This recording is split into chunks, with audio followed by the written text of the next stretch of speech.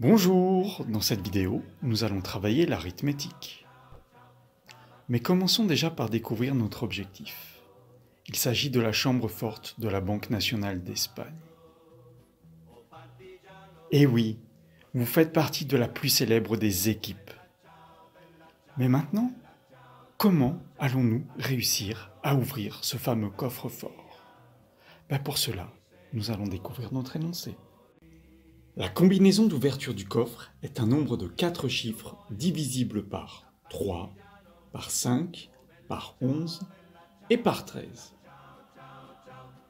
Le professeur se rend compte que cette information n'est pas suffisante, mais il apprend que la solution est la plus grande des combinaisons vérifiant les conditions précédentes.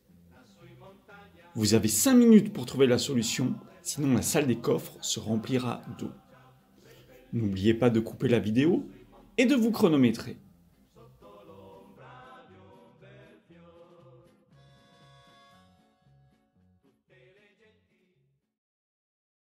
Passons maintenant à la correction. On recherche un nombre qui est divisible par 3, par 5, par 11 et par 13. Mais qu'est-ce que ça signifie, un nombre qui est divisible par 3? Ça veut dire qu'il est un multiple de 3, autrement dit qu'il est dans la table de 3. Donc je peux l'écrire sous la forme, ce nombre, 3 multiplié par quelque chose. De la même façon, pour 5. Divisible par 5, ça veut dire que ce nombre s'écrira sous la forme 5 multiplié par quelque chose. Je reproduis le même mode de raisonnement pour 11 et pour 13. Maintenant, on va se poser la question suivante.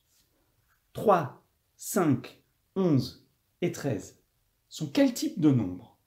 Ce sont des nombres premiers. Ça veut dire qu'ils n'ont que 2 diviseurs, 1 et eux-mêmes. Ça veut dire que 3 ne peut pas être un diviseur de 5, de 11 et de 13. Et c'est vrai en prenant à chaque fois 2 nombres de cette liste-là.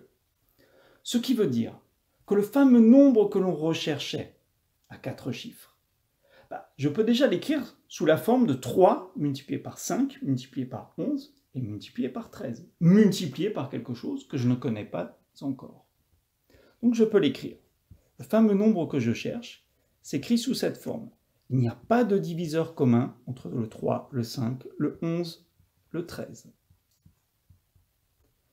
Et je vais déjà commencer par vérifier, mais quel est le résultat numérique que j'obtiens en multipliant ces 4 nombres?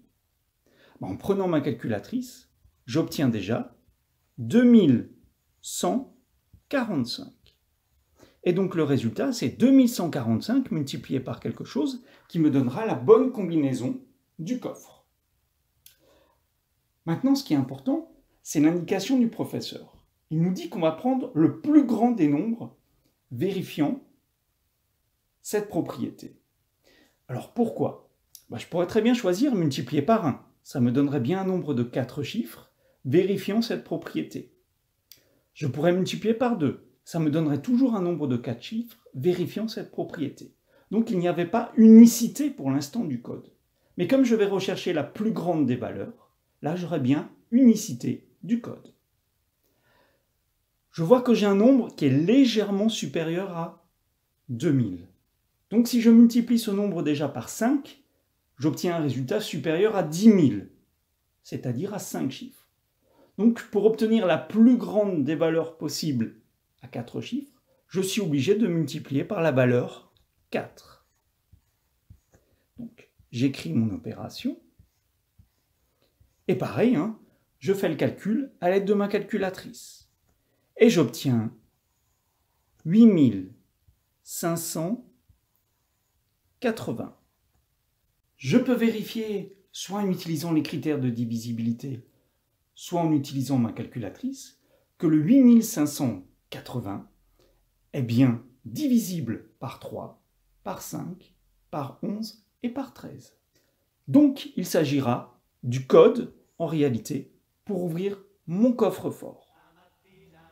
Alors bien heureusement, il ne s'agissait pas d'un braquage, il n'y aura pas de lingots d'or à l'arrivée, mais néanmoins, on aura quand même fait un bel exercice de mathématiques.